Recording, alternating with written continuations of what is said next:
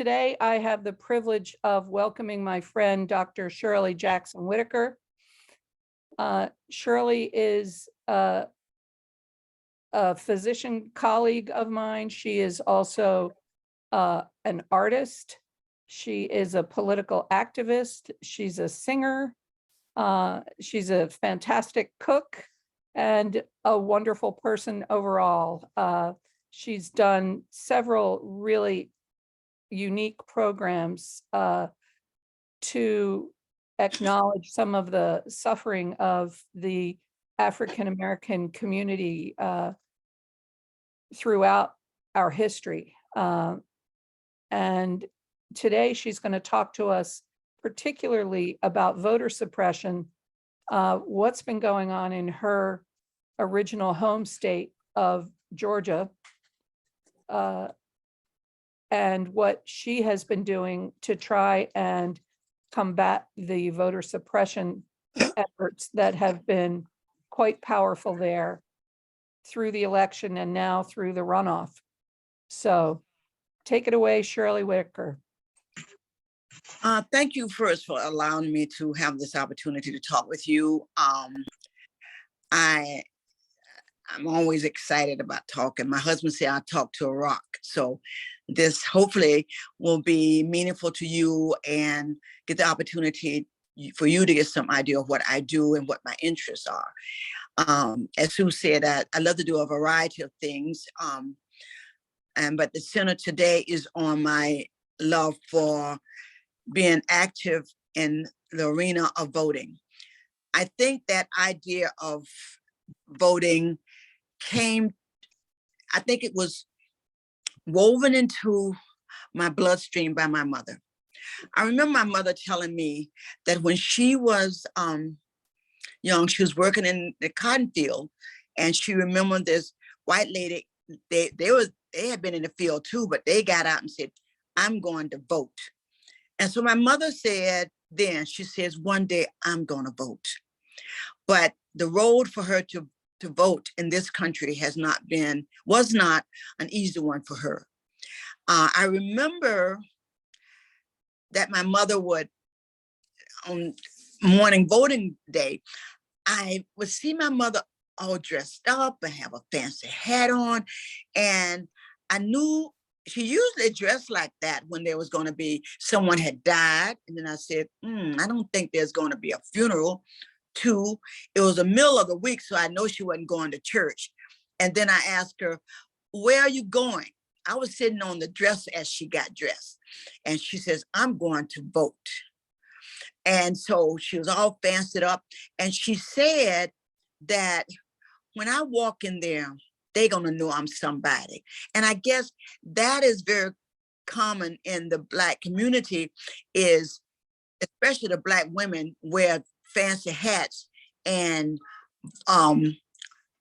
wearing fancy hats, whatever they was doing, and voting, or whatever, the church especially. It was a way for them to be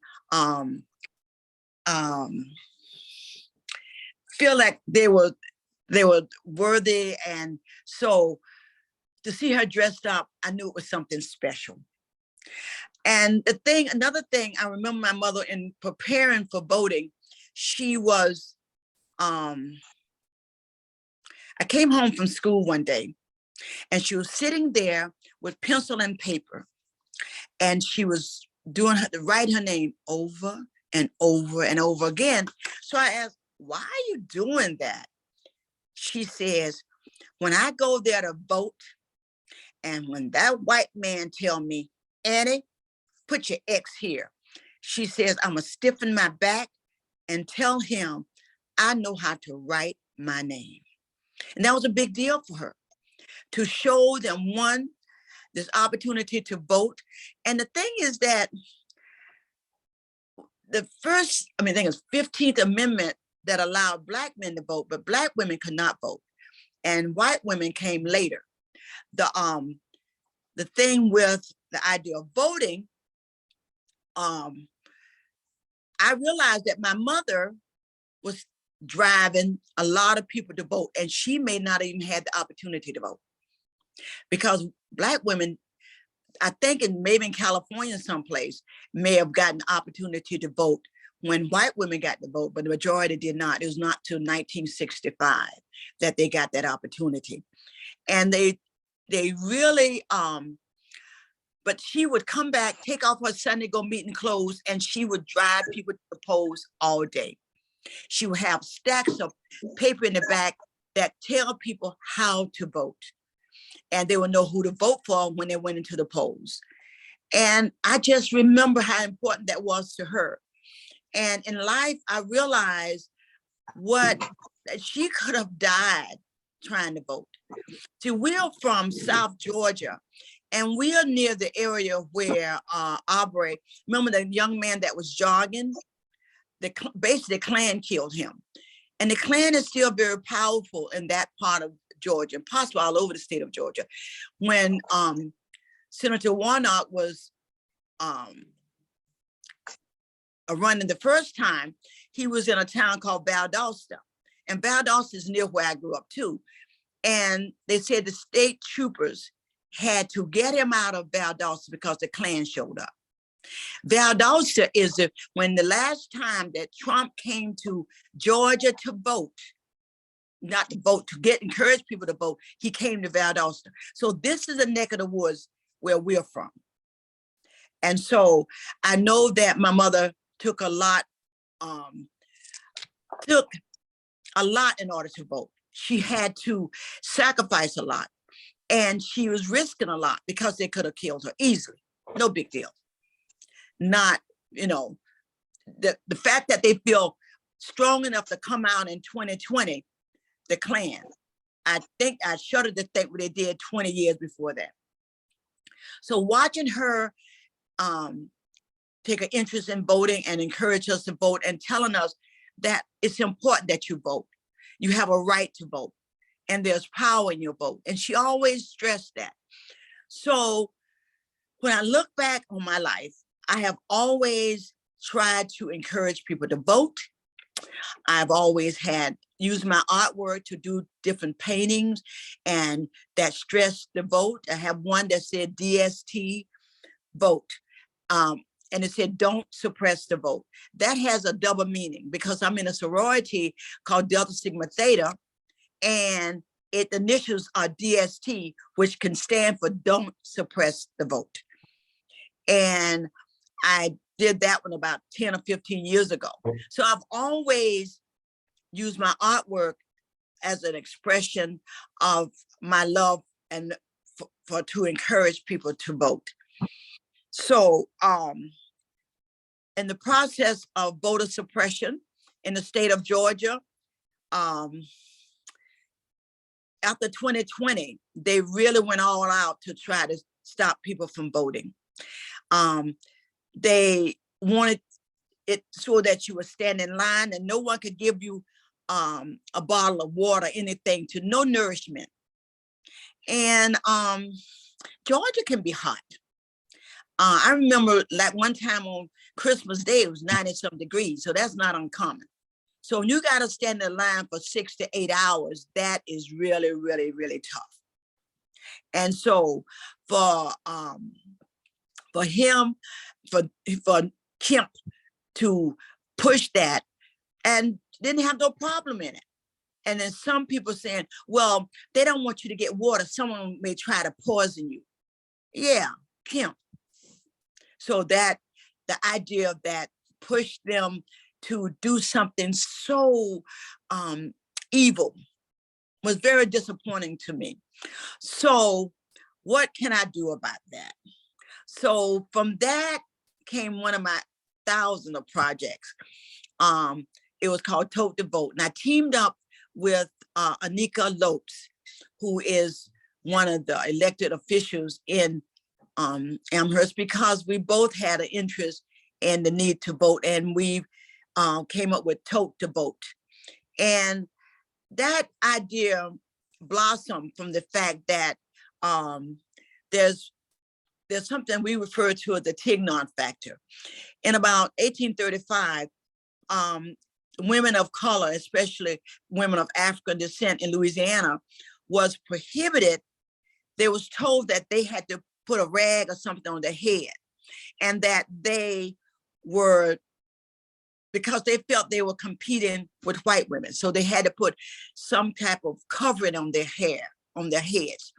So, you know, they wasn't discouraged. What they did was that got these wraps and had different ornaments and things hanging off those wraps of their head. And they think that this was a forerunner of what is so prevalent in the Black community, especially the Black churches, of women wearing hats. And they think that came for the Tignon factor in Louisiana, where women were told, women of African descent was told they had to put a rag on their head, but that rag has never looked so good. And so Anika is she's a milliner who makes hats. And so we said making something out of nothing and using that to push us to come up with ideas on what we could do to deal with what was happening in Georgia.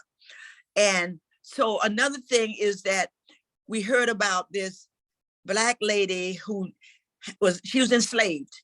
And the next day, her daughter would be taken away from her and they would be separated. And she knew she'd never see her daughter again.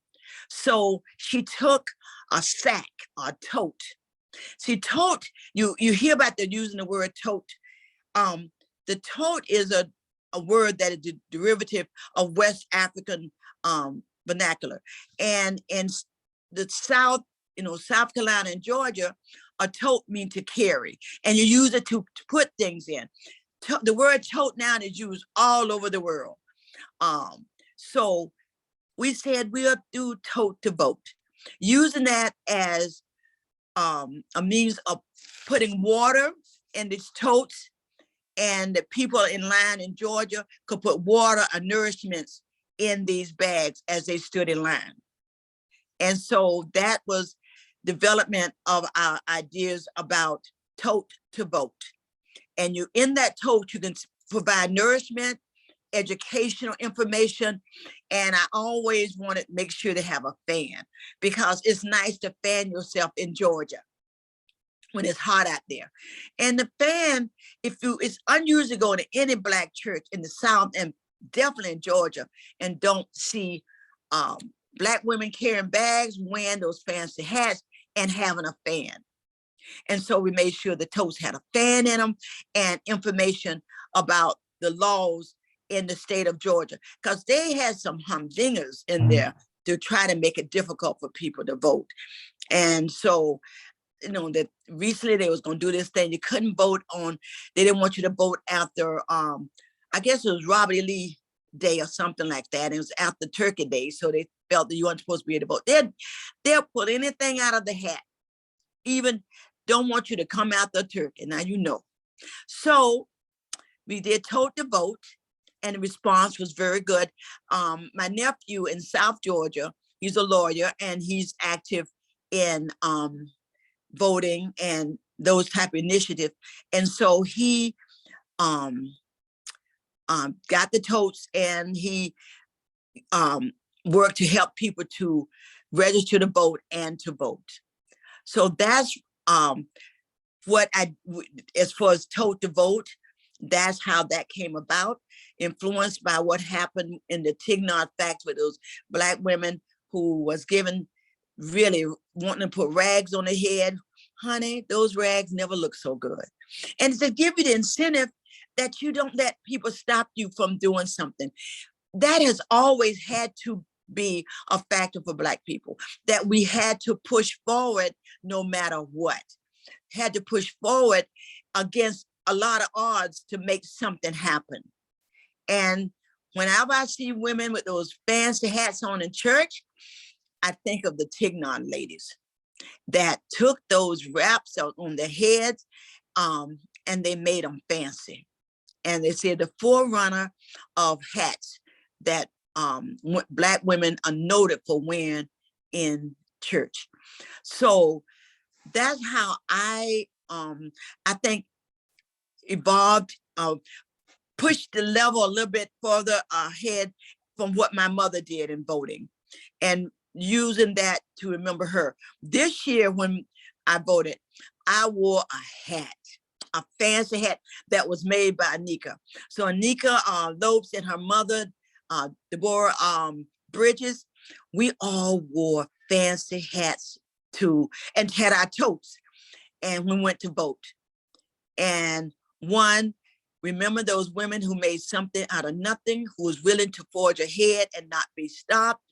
And the tote, remember that lady, the enslaved woman who will never see her child again, using that to give information to her daughter. She took a piece of her hair and put in there, and some nourishment.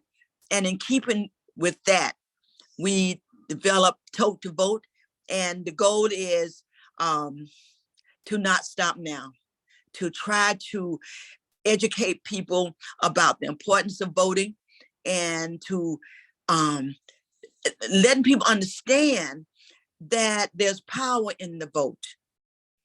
And someone said the other day that after the Macy's holiday parade, the day that it's over, they start preparing for the next parade a year away. So I figured that's how we would do the same thing with Tote2Vote, and whatever we do in order to enhance people's knowledge as far as voting and wherever they are, because it has been shown that you need to not only vote like my father and my father-in-law said, well, we only vote for the president, but we gotta vote for anything that moves.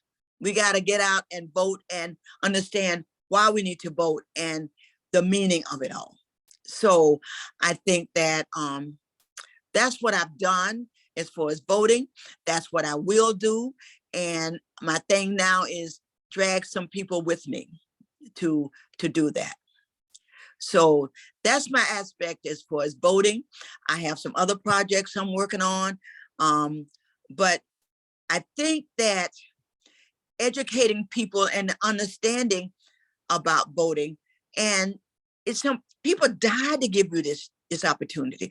There's one of the famous ministers, his name was Reverend Henry Lee.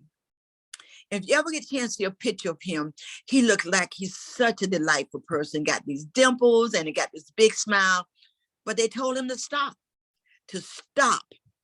you know, recruiting people, encouraging people to vote, but they killed him because of that.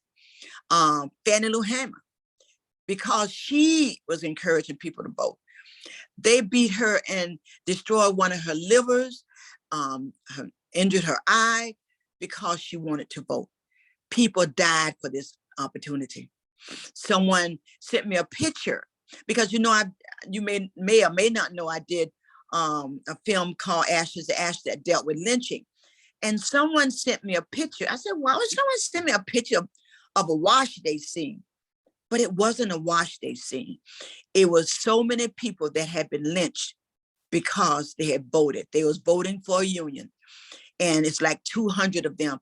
And they was all hung up. And it looks like all the clothing made it look like somebody was, you know, showing me a wash day scene. But it wasn't a wash day scene. It was people who had been lynched because they had a desire to vote. And since after 1877 was when the Klan went ballistic, and they haven't stopped doing all they can to keep you from voting, because they associated the idea of voting that made you an American. It made you, this democracy was for you too, if you could vote. And that's how they saw it. So their job was to make sure you did not vote. I did a painting of this huge jar with jelly beans in there. And some people said, what that got to do with voting? I said, once upon a time, when you came up to vote, you had to tell them how many jelly beans in a jar. And they know you didn't know the answer. It was one way to keep you for voting. Then they asked you how many bubbles in a bar of soap. They know you know the answer. They could vote, but because they had the power. And the thing that we got to do is lessen their control over power. The Klan is still out here doing the same old stupid stuff they was doing from 1877 till this day. And someone told me today, well, I said, what they're doing now is that people, they're out abusing people and doing all these things like January 6th. And someone said to me, well, I said, I think a lot of white folks thought that as long as they was over there doing this to the people of color, especially the Black people, it's all right. But there's no line that they will not cross. So now they're going after everybody. Anybody even think about voting, but especially Black people.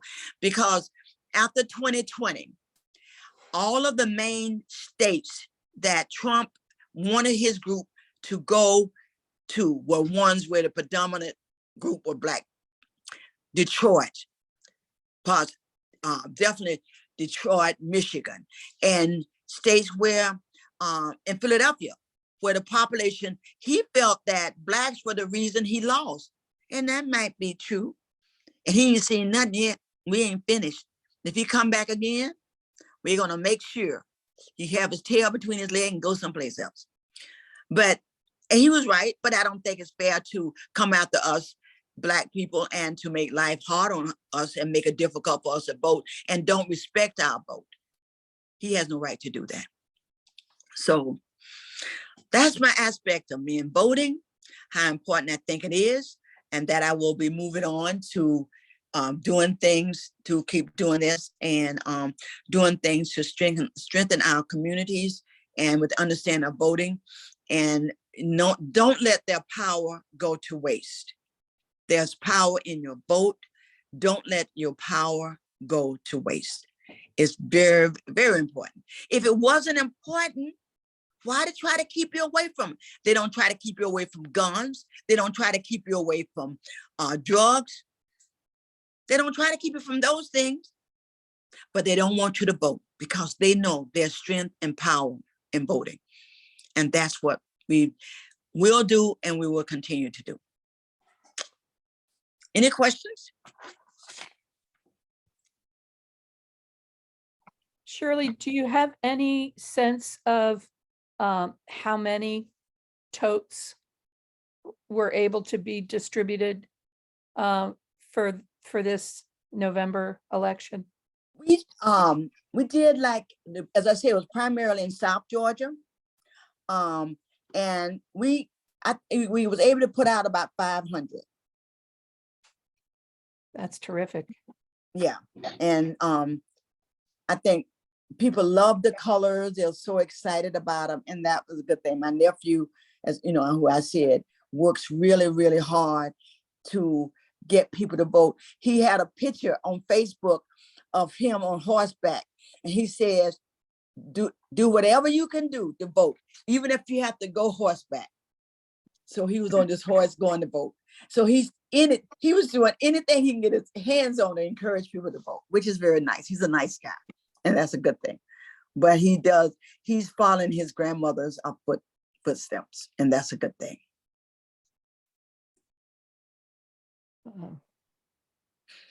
It's powerful, Shirley. It's very powerful listening to you talk. I feel challenged sometimes to know how to respond to stupidity and seeing what happened after Trump lost and seeing all this movement across Georgia and other states trying to find ways to keep people from voting.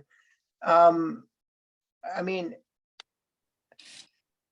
I don't even know what to ask. It's kind of like, it feels like our society it's been ill for a long time in a lot of different ways, but here we are in 2022. It's so obvious what people are trying to do. And I'm just trying to get a sense of how strong movements are like yours and what you're seeing people do. Even if stupid laws get passed about, like, was in the last week, they were trying to have people not vote on Saturdays or something. Yep. In Georgia. No shame. They have no shame to what they're doing. But the thing is that for a lot of them, people of color, and especially African American, aren't worthy to vote because they are not really Americans. This democracy is not for us. And to them, for some of them that you vote, that maybe give them the impression that this makes you an American. And that's one of the things they hated during 1877, the Klan, the idea they're associated with the power to vote, with the idea that you are truly an American. And they don't want you to feel that this democracy is for you. It's theirs, and they're not going to share it. I love the story. I know Sandy has a question. I just want to say thanks for sharing the roots of how you got into it, because you were just a kid growing up and you were watching your mom and watching the things that she was doing. What a role model, and how Yep. and what a way to be bold in a simple and straightforward way. It was fabulous. Now that I look back, I know she took a risk to do that, because I described where we were from. We were from where that young man was jogging and the Klan killed him, and the Klan was a reason Warnock had to be taken out of Valdosta. My niece and my nephew, the ones that I told you that really, they do a lot to encourage people to vote in South Georgia. She live streamed showing me that the state troopers had to chaperone them out of certain parts of South Georgia because the Klan was riding next to them. And that was in 2020. So I hate to think of what my mother was even going through, but she never let on. She was determined to do that.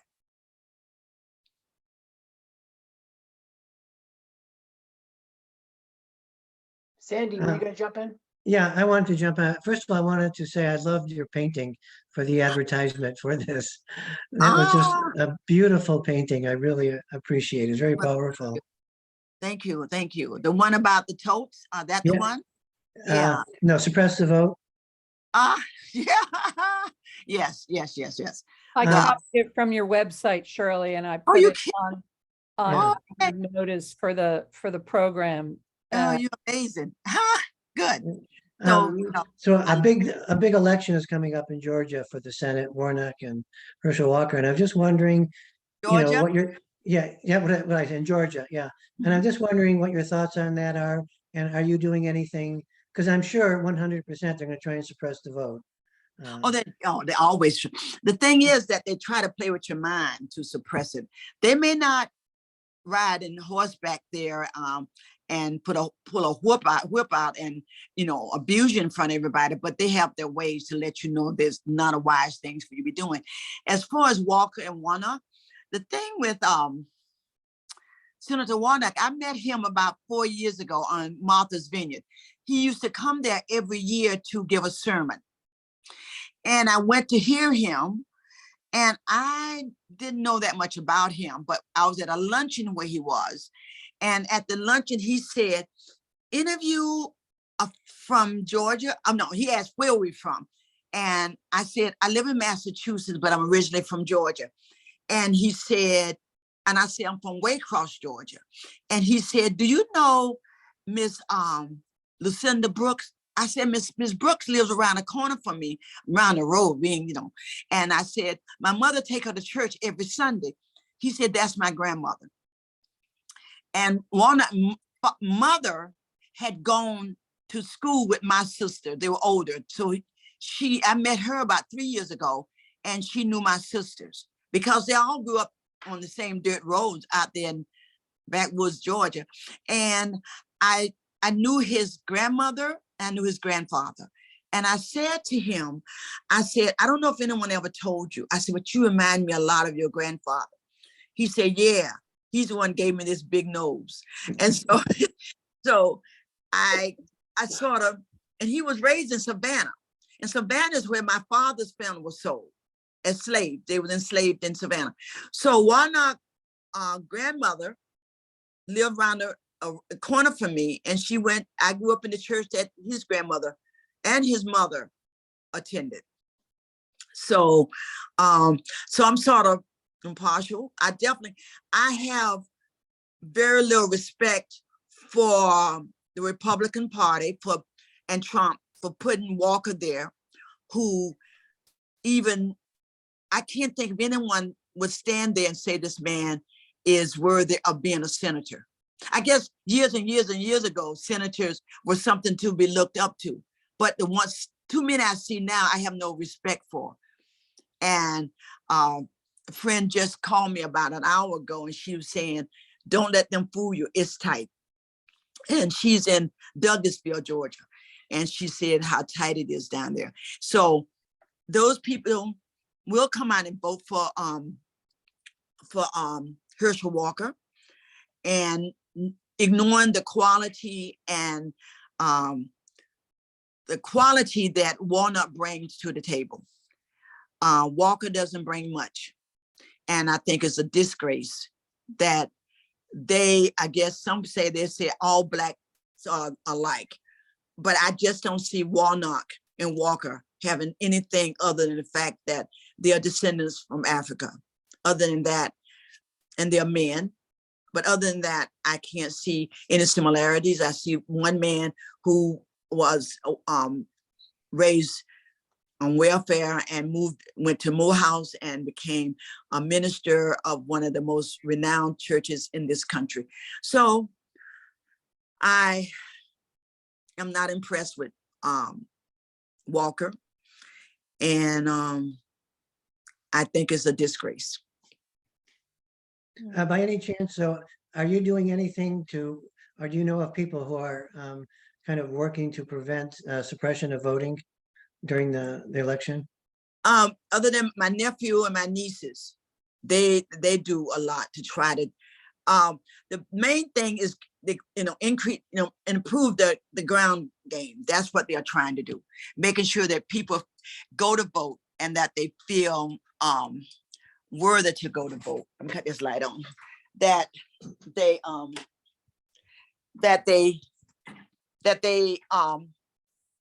frightened, but a lot of them they know these people. They know what they've done before, and they know what they'll do again. And I think it's just come with the territory that you encourage people and make sure they have a way there. And the ground game now, they say, is what they're really working on, encouraging you go and you take someone with you to vote. And don't let rain, sleet, nothing keep you from not getting there.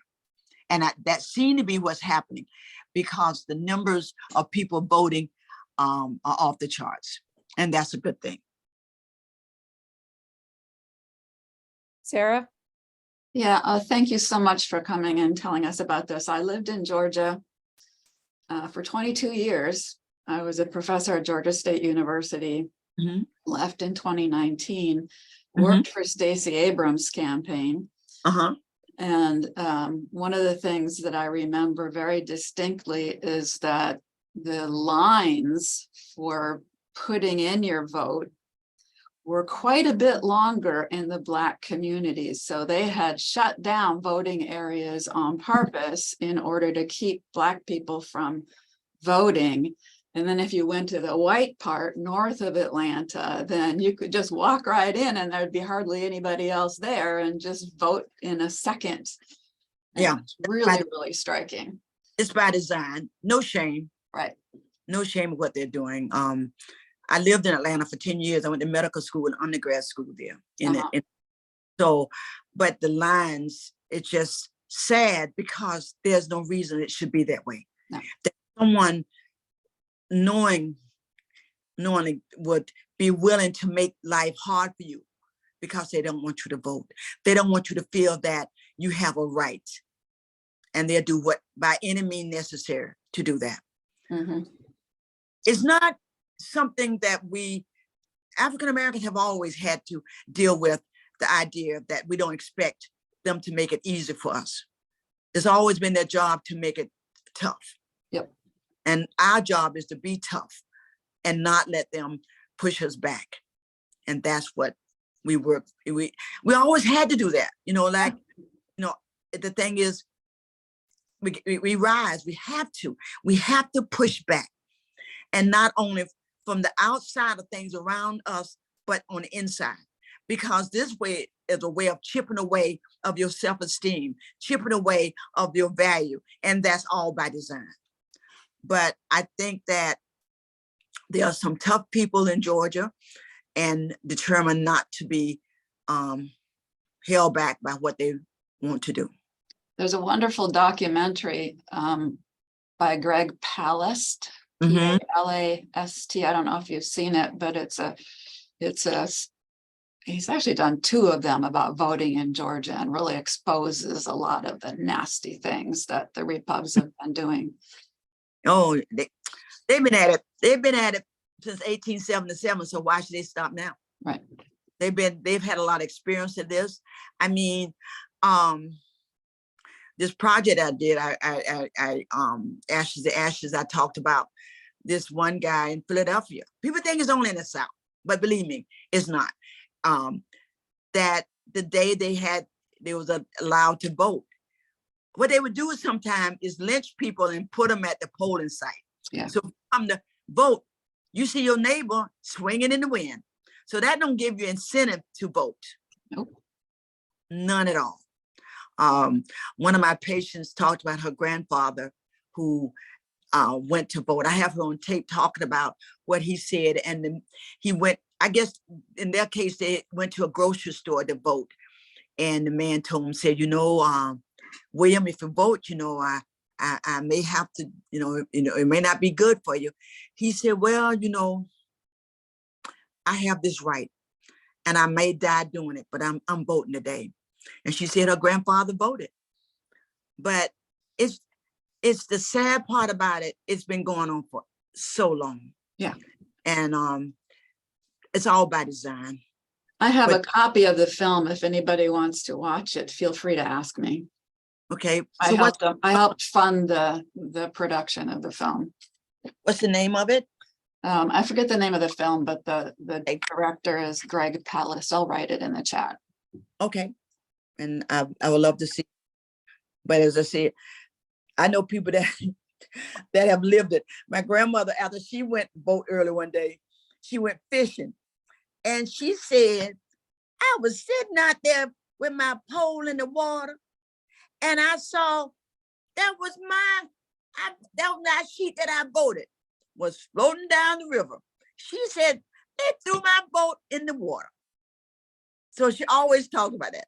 She was out there fishing, and she went vote early, but she saw they had thrown her vote in the water. And that happens a lot. I burn it up. You come to vote and you come to die. That's sad, but the things they do to discourage you and keep you from voting because there's power in that vote. And that's the education we got to pass on. Yeah. That there's power in the vote. If we don't think that voting was beneficial, you look on the Supreme Court and you see this young Black lady on the Supreme Court. That's because of voting. And and the Pell Grants, which has been very beneficial to African Americans to go to college. So that's because of voting. So my thing is that pushing for the Democratic Party, whomever, to acknowledge that Black women do very strong in helping the Democratic Party, but they got to come around and do things to help Black women. There's not one Black female in the Senate. Yeah, not a one. No. And don't tell me that we aren't qualified. Right. And I'm very disappointed that they had an opportunity to put some support behind them this year and they didn't do it. But Black women have been one of the prime supporters of the Democratic Party. Yeah, and we need to push harder on the Dems to pay it back. Because I'm not happy with that at all. No. Because I at least know 2 of them that was running, Van Demick and the lady in North Carolina whose name escapes me, but she was a Supreme Court justice in North Carolina, super qualified. Yeah. But the Democrats didn't see somebody complained and they started doing something. But I think they better get themselves together because I'm having a problem with them. Me too. So that's my thought on that. Thank you.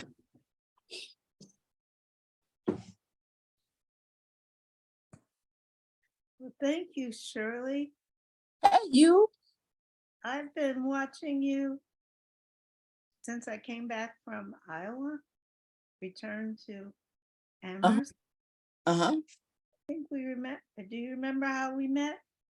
I was trying to get something to wear to We were President both- Obama's inauguration. Yes, we were both trying to buy, and So, yeah, then we both started. of us have been pushing this thing with voting and making Right. our presence known. And we aren't finished yet, but we just My you know, question is, something that I just is important that we do. And the I question think is, how do you keep going? how or why? Both. How I keep going is that when I have a problem, I try to come up with a solution to it. I have a problem in for as certain things like well, the Pell Grant, the fact that there was no Black women on the Supreme Court. What can I do to correct that? Like I'm saying now, how can I correct the fact that there are no Black women in the Senate? Hard as Black women work for the Democratic Party. Mhm. So that's the question I asked. Now, what can I do about that? Like making it known right now that I have a problem with that, and I expect the Democratic Party to get themselves together.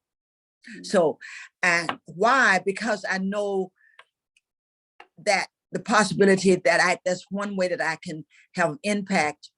And how I keep going is that I'm always focused on change and how to get there. And so I keep pushing it. It's just, I think that's what my mother passed on. No matter what it is, you see a problem or see a concern, get a plan. And my thing is, if you don't have a, you shouldn't have a complaint. If you have a complaint, get a plan. If you don't have a plan, I don't want to hear you complaining about it. I really don't. So I do that for myself. I'm not going to sit here and complain about something, not to come up with a solution to that. And being willing to make the sacrifice to do that. So that's how and why I think. And I think of so many people that died to give me this right. They killed people. They tortured people. Fannie Lou Hamer, you should hear what they said they did to her. They beat her unconscious, and then they gave them an iron Brandon. a rod or something, had these men to beat her unconscious. And even as she was unconscious, they kept beating her. They damaged her kidneys, and her life was never the same after that because she wanted to vote. So I don't do well when people tell me my vote don't count. I tend not to stay around those people because I don't want them in my presence, because people died to give this right. And be something, if we all already at the promised land, we're not there yet. We got a lot to do because they're still killing us. They're still denying us the right to vote. And they still don't feel that we are true Americans, and we are.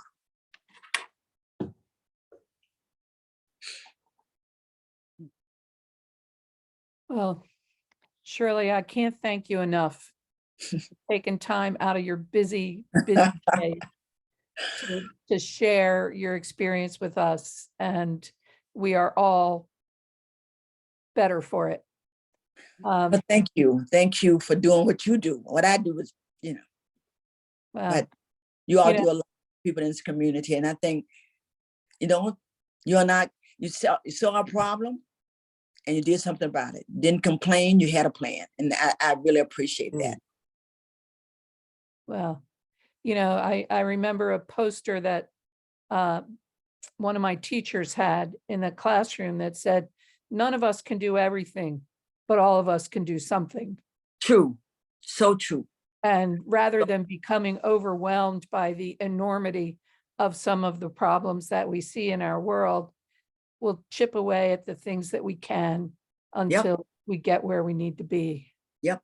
So thank you for what you're doing and for teaching us today. We all, so much for so many of us to learn, and we learn when we try to do it together. We all gain something from someone else, and that's the beauty of it all. And I love learning, and I love when people give it a chance to teach me a little something. And I remember one of my teachers said, when you know it all, it's time for you to leave this life. So I'm trying, oh no, I got a lot to learn. So, all Shirley, right. thank you for very much for your inspiring talk. I've listened to several talks by you, and Oh, I goodness. happened to see a Tote2Vote bag, a tote bag, here in Amherst, and it was in Cinda Jones's office, and I thought to myself, damn, I should have asked her for where she bought it, because I want to get one. Yeah, I think she may have two of them. Oh, And look, it comes who with a has- fan. Yeah, that's true. My You know- bag is in my car because I take it inside every time I go to shop. Because I want nice. people to ask me about it. Well, yes. Thank you. Thank you. Thank you. Thank you. And Tote2Vote. That bag is got to be educational too. Oh, wow. So yeah, that fan year round can be useful. And the thing about fans in the Black community, for a long time, we didn't have advertisement. And if you went to church, the beauty of those fans, they always have such positive images of Black people on the front. I remember being in church when I was growing up, and those fans would have a Black family, the mother with the daughter, you know, and on the back, it was advertisement, because we did not have Twitter. We did not have Facebook. We did not have a newspaper that let us, and I grew up, put anything in a newspaper. But on the back of that fan, the advertisement, Danforth Cleaners, Loud Cleaners, Guff gas station, Fluker Funeral Home. They was all on the back on those fans. And it was our advertisement. So I love them. I always have. And I did a painting. You ever come to my house, you'll see a painting with church fans on it because of the importance to the Black community. So I'm glad you got a fan, Miss Sue, Dr. Sue. I believe you delivered it to my house, Dr. Oh, okay. Good. Excellent.